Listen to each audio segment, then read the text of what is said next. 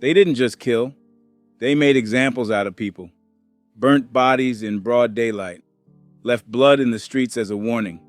In Kingston, Spanish Town, and beyond, fear didn't wear a badge. It wore names like Dudus, Jim Brown, Willie Haggart, and Blackman. These weren't just corner thugs, these were dons, generals, men who ran their blocks like empires. They controlled politics, police, and even the music scenes. They moved in silence, but their violence echoed loud. Cross them and you disappeared. No trial, no trace, just fire, bullets, and silence. Dudus ruled Tivoli like royalty. Jim Brown made men vanish without a sound. Blackman turned Spanish Town into a war zone. And Haggart? He danced with death and ran with kings. This is the story of Jamaica's real bad men, the dons who didn't just run the streets, they rewrote the rules of power one body at a time. Join us as we dig into the lives of the real bad men, the dons who built empires off fear, bullets, and blood right in the heart of Jamaica. You see, Jamaica isn't just sun, sand, and sweet music. Out here, the real soundtrack is gunshots in the dark and sirens in the distance. On these streets, turf is everything, and the dons run it like war generals. Every block has its own rules, and crossing the wrong line can get you zipped up by morning. And this island isn't just fighting local beef. It's in the middle of a storm, one cooked up by South American cartels, borderless gangs, and a flood of high-powered rifles. Speaking of which, everyone knows Jamaica's been part of the drug game for decades. It's always been a transit yard, meaning cocaine comes in from Colombia and Venezuela, moves through the island, then gets shipped off to places like the US and Canada. Even though police say drug busts have gone up and down over the years, people still believe that more drugs are moving through now than before. And why wouldn't they? After the recent pandemic, cartels started pushing harder, especially from Colombia. The streets felt it, the dons felt it, and the cops had to level up. And so Jamaica didn't just sit back though, the system had to react. They brought more heat to the ports, more eyes on the coast, and linked up with international players like the US, CARICOM, even Interpol. The Jamaican Constabulary Force, MOCA, the military, they all tried to clamp down. But the truth is, you can't stop a beast that's already loose. Back in the day, the game had structure. It had names that held weight. Men like Christopher Dudus Coke, top shotter, born into it. His father built the Shower Posse, but Dudus turned it into a global machine. Jamaica, New York, Miami, Toronto, the man had reach. And when he got grabbed in 2010, everything cracked. With no big Don to hold the reins, the streets started splitting, and when empires fall, war follows. Now it's chaos. Smaller crews, no big boss, just soldiers trying to eat. Everybody wants their own corner, their own shot at power. But when there's no rules, that's when it gets real dangerous. Every Don wants to be the next legend. Every block's a battleground.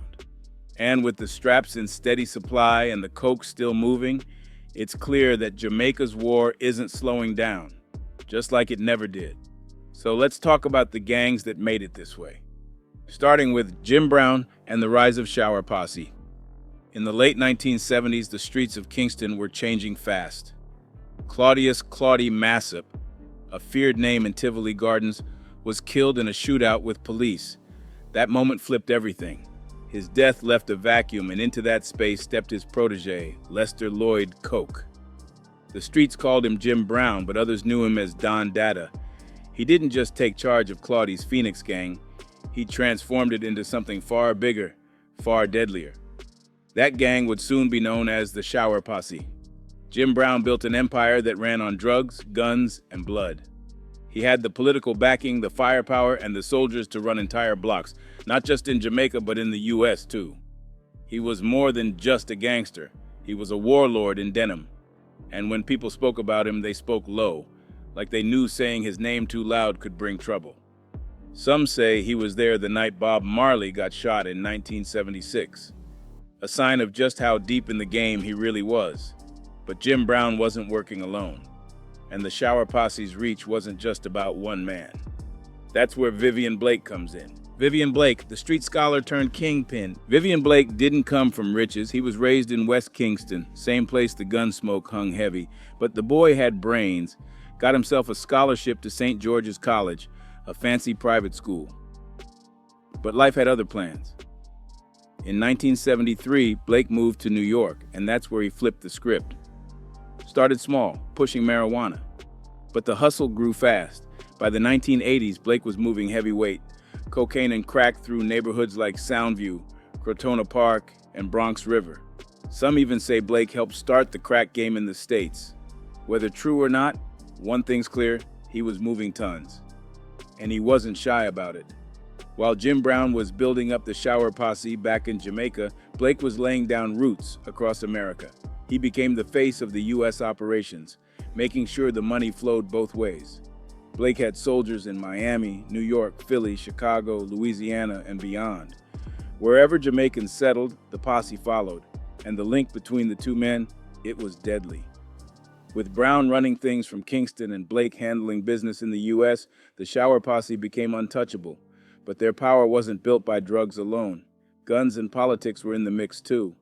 Tivoli Gardens, Kingston, that was Shower Posse territory. And it wasn't just turf, it was political headquarters. Jim Brown wasn't just a Don, he was the muscle behind the Jamaica Labor Party, JLP. After Claude Massop's death, Brown became the JLP's strongman in West Kingston. Around this time, Edward Siega and the JLP came to power, beating out Michael Manley's People's National Party, PNP. Manley was tight with Castro in Cuba. The U.S. didn't like that. So what did they do? They backed the JLP hard. And with that support came deals. The JLP promised to crack down on weed, Jamaica's money crop, to get U.S. approval. But that move wiped out income for many. With ganja fields burned, folks needed a new hustle. And cocaine filled that gap. The Shower Posse didn't miss a beat. They took over the new drug trade, flooding streets with product while building an even stronger network. It's been said the CIA had a hand in arming, training, and transporting Shower Posse members to the States. Whether whispered or true, the gang's access to guns and freedom of movement spoke loud. And this was no ordinary street crew. This was organized power, backed by politics, fueled by drugs, and protected by silence. But with power comes rivals.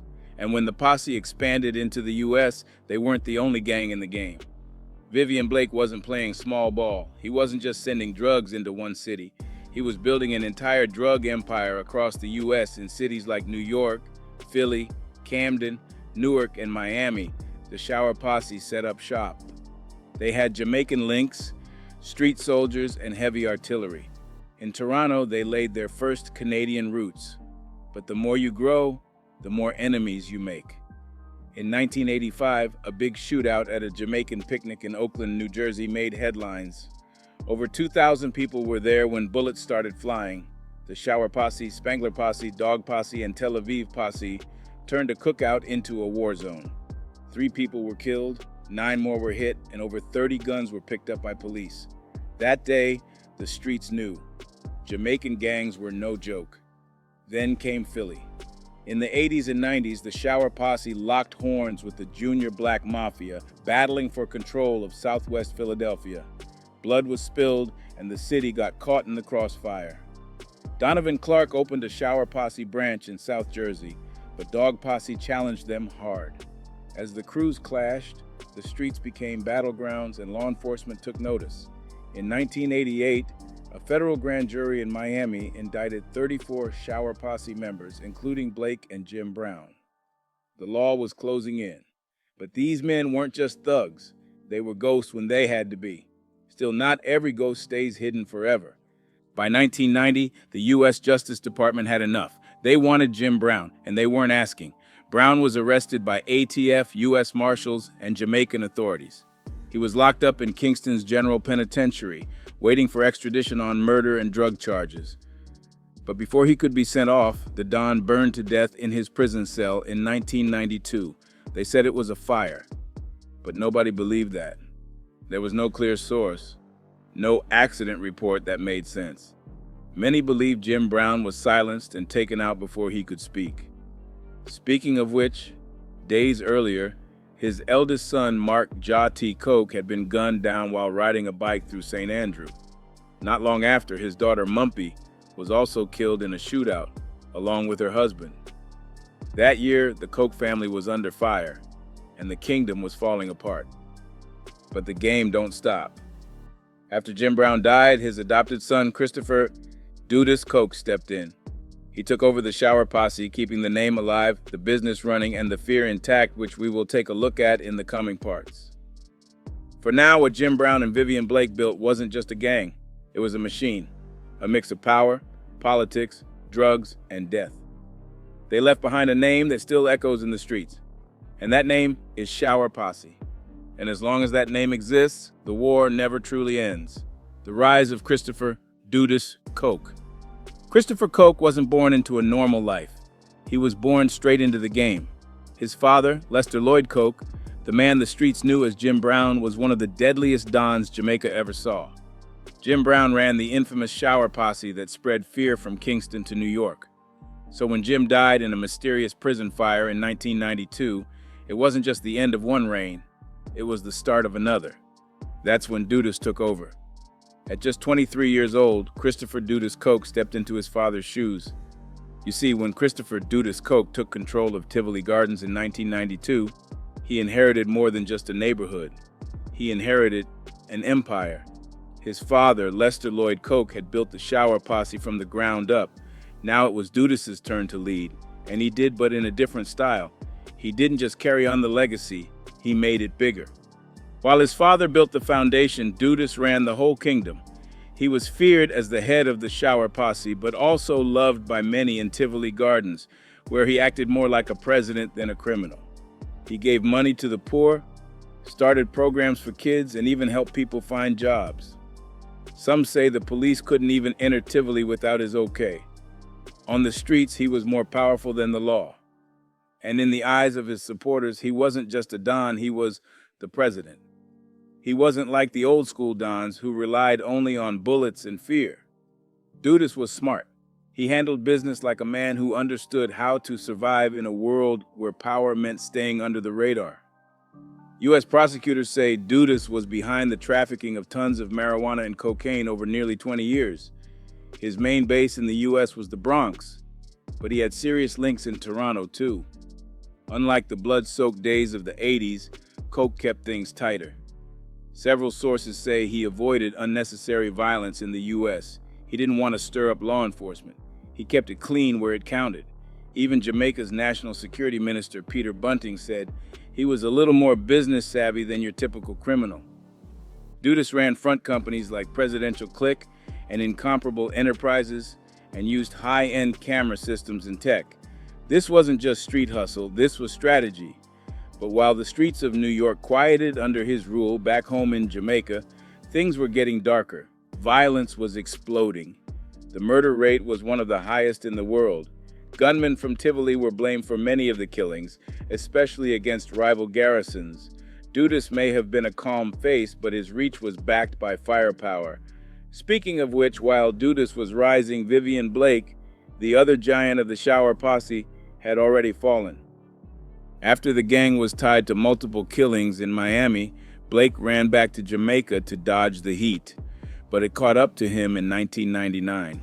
He was extradited to the U.S. and stood in court, finally pleading guilty in 2000.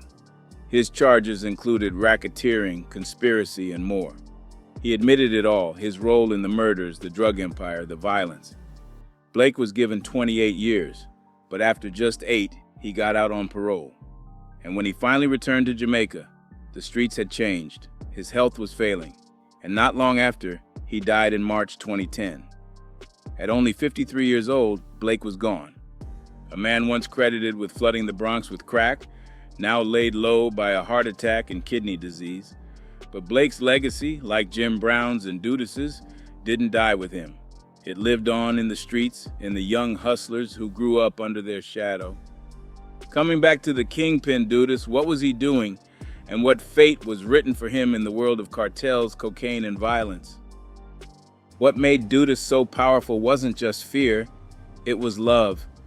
In Tivoli Gardens, he was more than a don. He was a provider, protector, and judge. Koch handed out school books and supplies to children. He organized free concerts with top reggae artists, real community events, and the people loved him for it. Even big names like Bunny Wailer, Bob Marley's stepbrother, recorded songs praising coke. The love was deep, almost cult-like. He ran the streets with rules, and if you crossed those rules, you paid the price. Speaking of which, a shower posse member told a story about a public beating of an arpist carried out under Coke's orders. The people in Tivoli didn't call the police. They had Dudus. And while outsiders saw him as a drug kingpin, inside Tivoli, he was the president. He punished crime in the community, kept order, and made sure families had food. Even police knew they had to ask permission before stepping into his turf. Security Minister Peter Bunting said it straight. Dudus had republic-like status. He ran a zone where the gang, the politics, and the community were all one. It was something no Don before him had achieved. But power that big doesn't go unnoticed forever. In 2009, the United States decided they were done waiting. They hit Coke with charges for drug and gun trafficking and demanded he be sent to New York. But there was a problem. Jamaica's Prime Minister at the time, Bruce Golding, didn't agree. He said the evidence used by the U.S. came from illegal wiretaps, and he refused to approve the extradition. That refusal sparked chaos. People believed Golding was protecting Coke, not justice. That's when opposition leaders went after him. U.S. officials started making noise, and under the heat, Golding cracked. On May 17, 2010, an arrest warrant was finally issued for Dudus. What followed was pure war.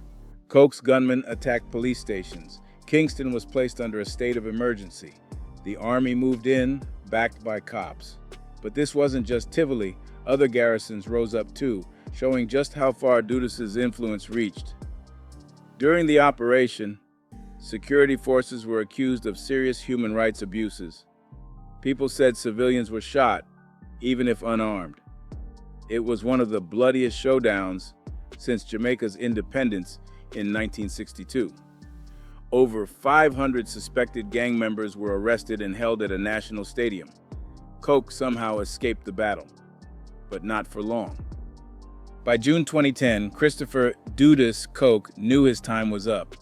The empire his father built and that he ran with an iron grip was crashing around him. The streets of Tivoli had already turned into a war zone. Soldiers were everywhere. Gunmen were either dead or locked up, and the pressure from the U.S. was heating up by the hour. But when the cops finally caught Dudus, it wasn't during a shootout or a standoff. It was during a quiet roadblock outside Kingston, and what made the capture even more shocking was how he was dressed. Dudus had gone full disguise, wig, women's sunglasses, and a spare wig in the bag. He wasn't alone either. Riding beside him was Reverend Al Miller, a well-known church leader. Miller later told the police that Dudus was scared for his life. He thought if he surrendered to Jamaican police, he'd be killed, just like his father, Jim Brown, who burned to death in a prison cell waiting to be extradited. Coke was trying to reach the U.S. Embassy to turn himself in, but the disguise didn't work. The security forces spotted him, recognized him, and it was over. Knowing what happened to his father, Dudus made a decision. He gave up his right to fight extradition and chose to go straight to the U.S. He said, "I take this decision for I now believe it to be in the best interest of my family, the community of Western Kingston, and in particular, the people of Tivoli Gardens, and above all, Jamaica."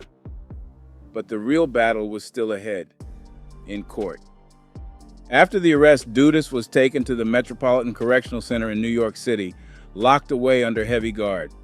At first, in May 2011, he pleaded not guilty, but by August that year, in front of Judge Robert P. Patterson Jr., Coke changed his story. He pleaded guilty to trafficking huge amounts of cocaine and marijuana into the U.S. and to approving violent attacks, including the stabbing of a drug dealer in New York. The trial dragged on. The sentencing date was pushed multiple times. Coke's lawyers and U.S. prosecutors both needed more time to collect statements and evidence. The defense painted Dudus as a man who had done wrong, yes, but also as a community leader, a philanthropist, someone who had given back to his people. They brought in family and supporters who spoke about his kindness and good manners, but the prosecutors came hard. They painted a picture of a brutal Don, a man who ruled with fear. They said he was involved in at least 5 murders. One story stood out. A man who stole drugs from Coke was allegedly dismembered with a chainsaw. That's how far it went. Jamaican authorities handed over wiretap recordings from Coke's phone, over 50,000 conversations going back to 2004. The evidence was overwhelming, and in June 2012, it ended. Coke was sentenced to 23 years in prison, 20 for racketeering and conspiracy, and 3 more for conspiracy to commit assault. The man who once ran a kingdom was now just an inmate, registered as 02257, 748, locked up at Fort Dix Correctional Facility in New Jersey.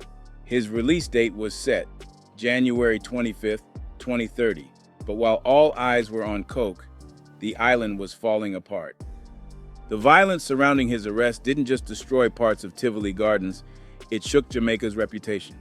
For years, the country had sold itself as a tropical paradise. Beaches, music, and sunshine brought in millions of tourists. But now, the world saw images of Kingston burning, soldiers on rooftops, and bodies in the streets. In the weeks after the arrest warrant was issued, more than 76 people were killed in clashes between Coke's men and Jamaican security forces. Gunmen firebombed buildings, and whole neighborhoods were turned inside out. The government declared a state of emergency. Tivoli wasn't the only place that rose up. Other garrisons loyal to Coke also turned violent. What happened wasn't just street warfare, it became a national crisis. Despite the chaos, Jamaica's tourism didn't collapse.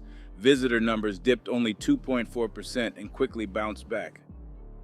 That's because the majority of the violence happened deep in the garrisons, away from the resorts and beaches. Still, the tension between the tourist image and the street reality was now out in the open. Even tourist zones like Montego Bay weren't untouched. Gangs from the garrison still moved drugs and ran prostitution rings in those areas. But for a short time, there was a drop in killings.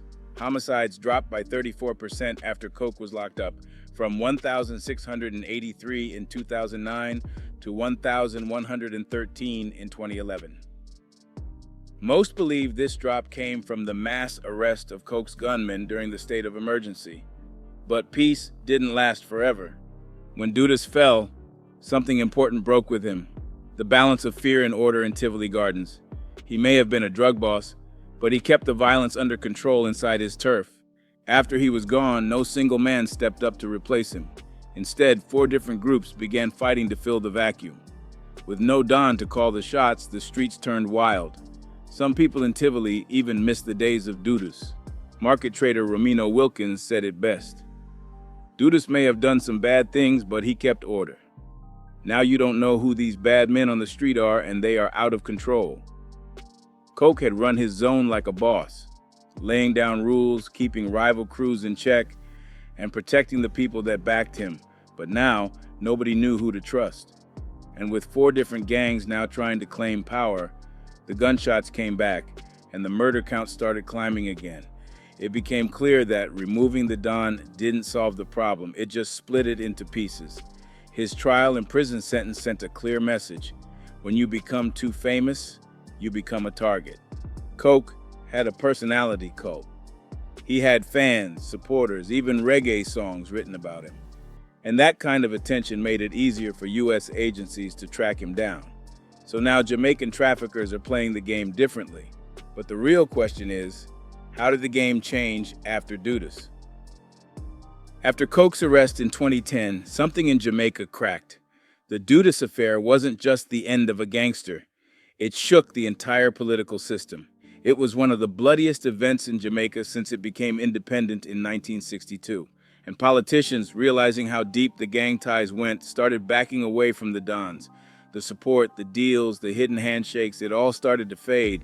But the streets, they don't wait for politics. With Dudus gone, the shower posse splintered. What used to be one solid structure turned into multiple smaller crews. These new gangs stayed off the radar, moving smart, moving quiet.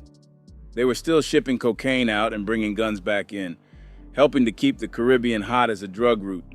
The power was still there, just more spread out. Less show, more survival. To understand how this all began, you have to go back. Back to the 1960s, when Jamaica gained independence. The country had deep gaps between the rich and the poor. The poor ended up in urban ghettos like Kingston's west side. That's where the Dons rose. They weren't just gangsters, they were neighborhood strongmen with real power. And both of Jamaica's major political parties, the JLP and PNP, started paying these dons to deliver votes, control people, and run the streets. The dons ran their blocks like military forts, known as garrisons. Tivoli Gardens, Dudus's home turf, was the most feared. One leader called it the mother of all garrisons. Soldiers had to fight just to get in. The walls spoke for themselves. Murals of dons and gunmen covered the streets, and while the political violence exploded at home, some Jamaicans took the game abroad. They moved to the US and started new networks. They moved weed and cocaine into America and guns back to Jamaica. That's how the Shower Posse was born in New York, out of Tivoli and the garrison culture. The name? According to one veteran member, it came from their way of handling enemies. He said it's simple. We wanted to stand out, so we showered them with gunfire. They didn't just want money, they wanted respect. They built their name through fear, fire, and full clips. Their U.S. boss was Vivian Blake, their Jamaican commander was Jim Brown. And when the world thought it couldn't get any worse, Dudus took the throne and showed them all what real power looked like. The fall of Dudus Coke didn't just shake the streets. It shook the politicians who had long danced with dons. For years, both the JLP and the PNP had used dons to keep control of votes in the garrisons. Tivoli Gardens always elected the JLP. That control came with deals, favors, and silence. But the Dudus affair made it clear. The dons had grown bigger than the politicians. Golding, who once defended Coke, lost public support. His party, the JLP, was defeated in the 2011 elections. The damage was done. The whole country had seen the truth. The link between politics and gangs was too deep. Delroy Chuck from the JLP admitted it. Many politicians stayed in power for decades because of the Don system. It is hard to break that umbilical cord. The politicians had relied on the Dons for too long. Now they were trying to distance themselves, but it wasn't going to be easy. What the Coke episode also taught Jamaica's criminals was simple. Being too famous gets you caught. Coke had songs written about him, his face was everywhere, and that spotlight made him a target. After his arrest, traffickers started moving in smaller crews with low profiles. They learned to ditch the Don image and play the game from the shadows. In 2013, the DEA and other agencies ran a case called Operation Next Day Air. It exposed a trafficking ring from Jamaica to New Jersey to California. 9 people were arrested. They were linked to West Kingston, but not tied to any known posse or Don. That's the new wave. No loud names, no face of the gang, just business. This new style has kept cocaine flowing. In 2012 alone, the Caribbean saw 87 tons of cocaine seized. In 2013, 44 more tons were caught in just 6 months. The route is hot again, the coke's still moving, but now the faces behind it stay hidden. Speaking of which, you've heard about Tivoli, but over in Spanish Town, another beast was running wild. Bulby and the Klansmen, Spanish Town's real bad man. Spanish Town had its own kingpin, and his name carried weight across every garrison in St. Catherine. Now, this ain't just some random place. Spanish Town is one of the oldest cities in Jamaica, once the capital, known for its history and colonial landmarks. But while tourists might come for the architecture or the old courthouse, the streets tell a different story. In the heart of Spanish Town, it's not history that runs things. It's gangs, guns, and turf wars. And for years, nobody ruled it harder than Donovan Bulby Bennett.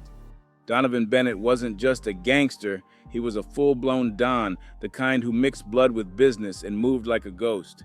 The streets called him the real shot caller, the one who turned the Klansman gang, also known as Klans Massive, into a force that held Spanish Town hostage for years.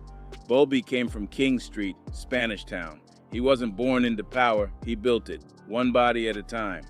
It's believed he took out the previous leader, Derek Puppy String Eccleston, in 1993. After that, the throne was his.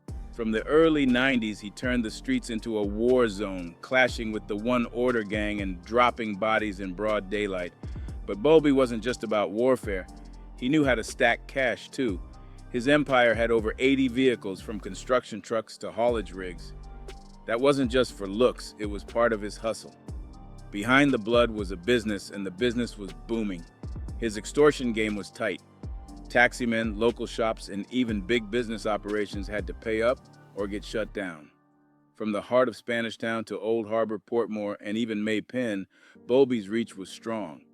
At one point, cops thought he skipped to the UK under a fake name. Man was slippery, but the heat eventually caught up to him. And when they came knocking, he didn't come quietly. Bowlby wasn't the type to hand himself over. He knew what he'd done. Cops had him linked to over 80 unsolved murders, not to mention charges of assault and extortion. So when Operation Kingfish rolled up to a spot in Tanakite District, Rock River, the whole place lit up. Bowlby and his driver died in a gunfight with police and soldiers. Another man was taken in, but the Don was gone. At the time of his death, his empire was said to be worth $100 million. Not bad for a man who started in the trenches. And what kind of gun did they find on him? A .50 caliber Desert Eagle, worth around $2,000. That tells you everything. Bowlby didn't move cheap. He moved like a boss. But what dropped jaws was what came next. Investigations showed political ties, in fact, deep ones.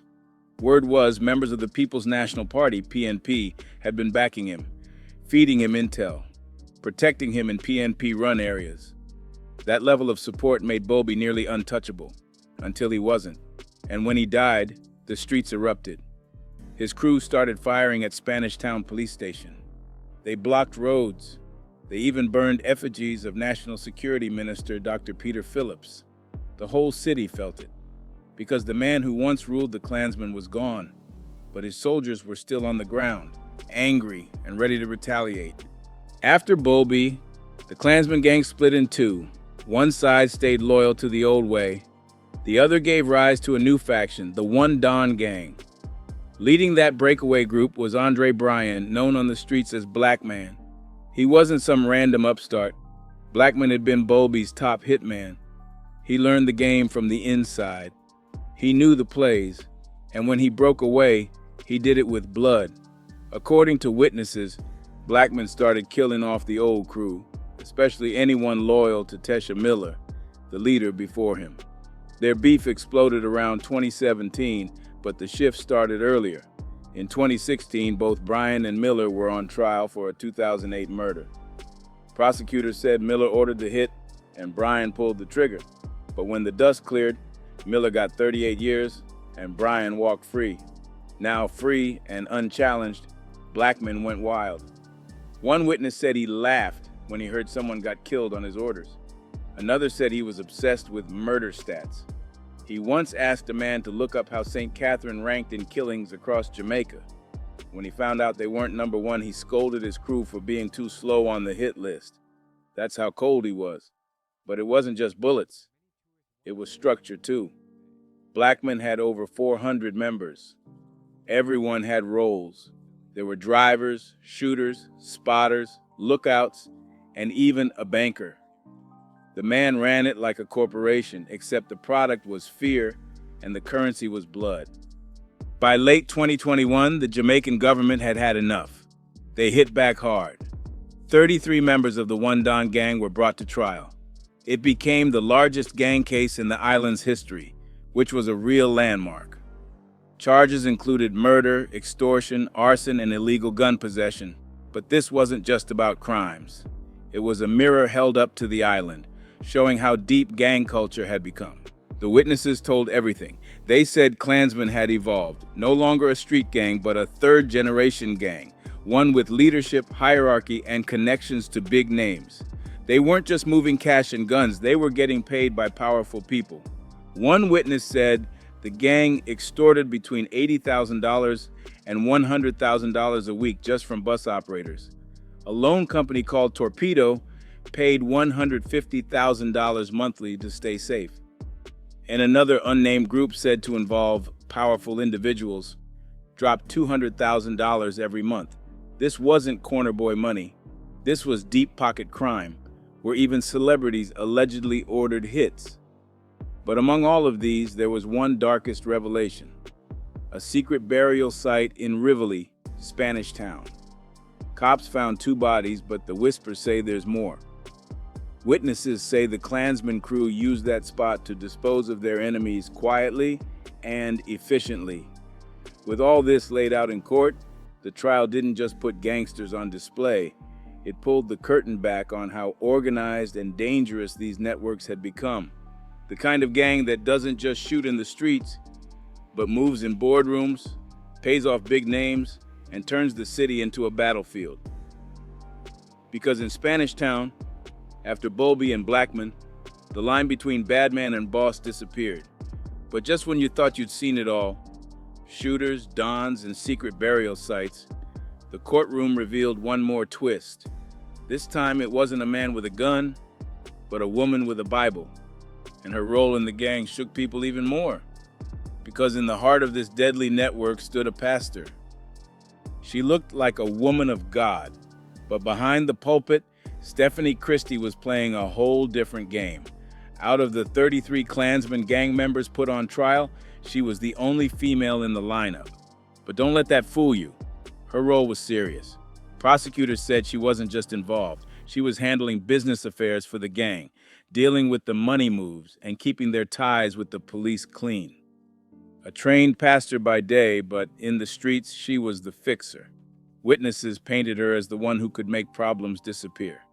If something went wrong, either a gang member got picked up or a situation with the cops got sticky. Christie stepped in. She'd go straight to the station, talk to the right people, and figure out what was happening. One witness told Loop News she would communicate with the police if there is a problem with gangsters. She was the bridge between the gang and the law, playing both sides. She also moved like a messenger for Andre Bryan, aka Blackman, the boss. When he didn't want to speak over the phone, Christie handled it. She carried sensitive messages between members, keeping his name out of conversations and his hands clean. In a gang full of killers, she earned her place not with bullets, but by making sure the machine ran smooth. But bringing a gang like this to court isn't easy. It's risky, expensive, and full of pressure. This trial is the first real test of Jamaica's new anti-gang laws. The Justice Ministry had to pour in big money. Over 40 lawyers are working on this case, but no matter how tight the charges sound, winning in court isn't guaranteed. People still remember the Uchense Wilson trial in 2020. It lasted 9 months, cost the government a fortune. Wilson got 26 years, but 15 others, including a police officer, walked free because the witness statements weren't strong enough. Even now, in the Klansman case, over a dozen members already beat their charges. So you see how in Jamaica's courts, even when the Don falls, not every soldier goes down with him. But not every story comes out of Spanish Town. Across Kingston, another corner had its own legend. A Don who mixed dance hall with danger, Willie Haggart. The rise of Willie Haggart, Black Rose's crew. He wasn't born a Don, but by the end, no one questioned his power. Willie Haggart, real name William Augustus Moore, came up hard in the streets of Kingston, Jamaica. They called him Haggart, a street version of Hogheart, meaning fearless, cold-blooded, and ready to take on anything. He was the third child in his family and went to Jonestown Primary, but his real lessons came straight from the road. As a teenager, he joined the Wild Bunch crew under a known street figure, General Starkey. That's where he first tasted what gang life really meant. He saw money, guns, loyalty, and betrayal. Then in 1981, Starkey was murdered, and things shifted. Haggart moved overseas for a while, keeping his head low and his connections tighter. But when he came back to Jamaica, he wasn't just another man on the block. He had already caught cases. In 1980, he was convicted for illegal possession and fined JMD $50. Not much money, but enough to mark his name on police records. Then in 1993, they caught him with weed and gave him another fine. Then again in 1995, he got charged with robbery with aggravation. That one didn't stick. Case dismissed. But by then, Haggart didn't need the courts to tell him who he was. His name was already ringing in the streets. And it was only the beginning. The next move would take him straight to legend status. In the early 90s, Haggart stepped into something bigger than just gun talk. He was invited by Bogle, a famous dancer in the Jamaican scene, to join a group called Roses. It wasn't just a dance crew, it was vibes, money, street power, and a whole lifestyle wrapped in music and street code. Haggart brought the muscle, Bogle brought the moves, and together they built something wild. This wasn't just a few guys partying, it became the Black Roses crew. And on Lincoln Avenue in Kingston 13, what they call Black Rose's Corner, the whole crew posted up, chilling, creating, and running the block. The corner became famous. You'd see dancers like Bogle, Ice, and the Don himself, Willie Haggart, sitting like kings. Music videos were shot there, big names rolled through. Barrington Levy's Work, Beanie Man's World Dance, all had pieces of that corner's soul. Even the Willie Bounce, a dance move, was made to honor the Don himself. That's how tight music and gang life were in that area. Haggart wasn't just holding turf, he was helping build a whole culture. He had the cash, he had the pull, and everybody from dancers to dons respected him. But good vibes don't last long in the game. One by one, the top men of Black Rose's crew started falling. Haggart was shot dead in 2001. Bogle was killed in 2005. Ice didn't make it past 2008. The crew that once brought joy to the streets now had more dead than living. And with each funeral, the Black Rose's Corner grew quieter. Years passed. Journalists returned to Lincoln Avenue, but the fire was gone. The place that once made the world dance now looked empty, broken. Murals of Bogle peeled off the walls.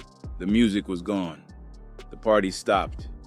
Inside a dusty bar, a few men flipped through photo albums pointing at friends who didn't make it. One of them was Michael Stewart, a young dancer who never got to meet Bogle. But he said something that hit hard. If Bogle was here, the community would have been better. To him, Bogle wasn't just a dancer, he was a leader. Someone who kept the peace in a city that barely knew the word. Another voice came from Lonsdale Boise Guy, one of the last surviving Black Rose's members. He joined in '97. He said straight up, after Bogle died, the peace died with him. The crew broke, friends turned enemies. Even Ice tried to pull things together, but he was already caught in the street war. He got gunned down like the rest. Tourists stopped coming, celebrities stopped hanging out. The dreams of making that corner the Sunset Boulevard of Jamaica faded fast. Boise remembered how they planted palm trees, how the place used to buzz with girls and cameras, but now, nobody even dared to dance there anymore. Still, they tried to keep something alive. Every year on April 18th, the block holds a memorial dance for Haggart, but Bogle's memorial? That has to be somewhere else. As Boise said, he was known by so many, it needed a bigger space. But even with the memories, gunshots still echo. Boise admitted, I wouldn't want to be the one to hold a peace dance. Too much fear, too much blood spilled, and no leader left to call for calm. But away from the corner, Haggart had a family. In 1993, he returned to Jamaica and tied the knot with his partner, Angela Little Miss Moore. They had 2 daughters, Siobhan and Andrea, but Haggart's kids didn't stop there. He officially claimed 18 children before he died, and since then, even more people have stepped forward saying they're his. Some say the real number is over 20. Among his sons were Redman, Steve, Ryan, Little Willie, and twin boys named Corian and Carrion. April 18, 2001 was the day everything changed. Haggart was sitting on Lincoln Avenue with 2 friends, Ned Big Bunny Hines and Albert Blackadoosh Bonner. They were talking, chilling, just like any other day. Then a Toyota Corolla rolled up. 3 men jumped out. No words, just gunfire. Big Bunny and Blackadoosh died right there. Haggart was hit bad. He died on the way to the hospital. And just like that, the Don was gone. But the streets didn't forget. Neither did the country. His funeral wasn't small. It took place at the National Arena. And it wasn't just friends and family. Over 5,000 people showed up, and right there, sitting in the crowd, were government ministers. Finance Minister Omar Davies, Housing Minister Carl Blythe, and Transport Minister Peter Phillips. Even Paul Burke of the PNP was there. Businessmen like Dan High Williams showed up. Kenneth Skeng Don Black rolled in with bulletproof cars and outriders. Beanie Man came to pay his respects too. This wasn't just a gangster's funeral. This was the burial of a man who moved across every part of society. From the garrisons to the government, everybody knew the name Willie Haggart. By now, we've walked through some of the most feared names in Jamaica's gangland. From the deadly rise of the Klansman gang with Blackman at the helm, to the chaos left behind by Dudus Coke after his empire crumbled, each Don left his mark on the streets. They weren't just gunmen, they were system men, running entire communities like mini governments. When Blackman moved, Spanish Town felt it. When Dudus ruled, Tivoli Gardens was locked down tight. Then you had the ones like Willie Haggart from the Black Roses crew, Dons who didn't just run corners, they ran culture. Black Roses Corner in Kingston was a hot spot, not just for turf wars, but also for music, dance, and street fashion. Haggart had money, Bogle had moves, and together they turned violence into something people didn't question. It was just the way. And even when these Dons fell, whether through bullets, betrayals, or prison walls, the power didn't disappear. It spread. Smaller crews filled the gaps, new names stepped up, and the war never really ended. One Don dies, another one rises. That's why, even after all the blood spilled and empires broken, gang culture in Jamaica still breathes, and the government knows it. That's why they've been trying everything to shut it down. To fight back, Jamaica had to switch up the game. Over the years, the government passed stronger laws aimed right at the heart of these gangs. One of the main weapons is the Criminal Justice, Suppression of Criminal Organizations Act. It dropped first in 2014 and got a heavy update in 2021. Now it allows the courts to lock up not just the shooters, but anyone connected. If you helped, planned, or even knew what was going down and didn't speak, you could still get charged. That's what they call joint enterprise. But even with that, the streets were still on fire, so the government called in the army. They declared states of emergency, meaning they could roll tanks through hoods, stop and search anyone, and lock people up without a warrant. In February 2023, things went even deeper. They created the Joint Anti-Gang Task Force. These guys weren't just regular cops, they trained like soldiers too. Their job was to hit the gangs where it hurts and gather intel from every corner. But still, guns don't fear badges. So while the government fought with force, others tried peace. Civil groups stepped in with programs like the Peace Management Initiative, VETO, and the Trenchtown Peace and Justice Center. They talked to gang members, cooled down beefs, and tried to stop young kids from picking up the gun. One major program, the Violence Interruption Program under the Citizen Security and Justice Program, saved the country millions in health costs alone. But sadly, it shut down in 2020. Now Jamaica's hoping a new national action plan can turn the tide. They're building it out as a 10-year strategy to stop the bloodshed once and for all. But on the ground, it's still hot. Because even with the laws, lockdowns, and peace talks, every Don that falls leaves space for another one to rise. And in the streets of Kingston, Spanish Town, or Montego Bay, power never stays empty for long. Which gang or Don do you think had the biggest impact on Jamaica's streets and why? And do you think Jamaica's new laws and task forces are strong enough to stop the next Don from rising? Let us know what you think in the comments box below. And if you liked how we presented you this video, hit that like button and make sure to subscribe for more.